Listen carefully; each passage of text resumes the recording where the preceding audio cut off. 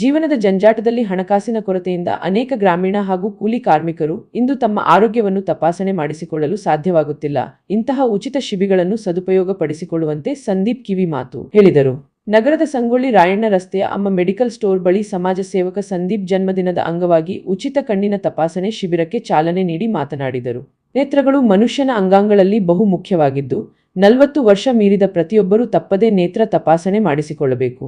ಸಕ್ಕರೆ ಕಾಯಿಲೆ ಹಾಗೂ ರಕ್ತದೊತ್ತಡ ವ್ಯಕ್ತಿಯ ಆರೋಗ್ಯದ ಮೇಲೆ ಹೆಚ್ಚಿನ ಪರಿಣಾಮ ಬೀರುವುದರಿಂದ ಇಂತಹ ವ್ಯಕ್ತಿಗಳು ಕಾಲಕಾಲಕ್ಕೆ ದೃಷ್ಟಿ ತಪಾಸಣೆಯನ್ನು ಮಾಡಿಸಿಕೊಳ್ಳಬೇಕು ಎಂದು ತಿಳಿಸಿದರು.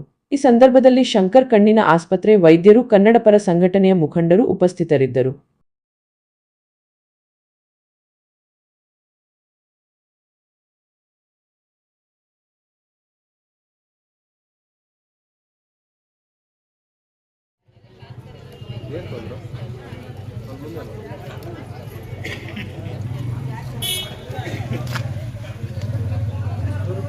ಡ್ರಾಪ್ಸ್ ಹಾಕ್ಬಿಟ್ಟು ಮರ ಎಲ್ಲ ಚೆಕ್ ಮಾಡಿ ಕೊಡಬೇಕು.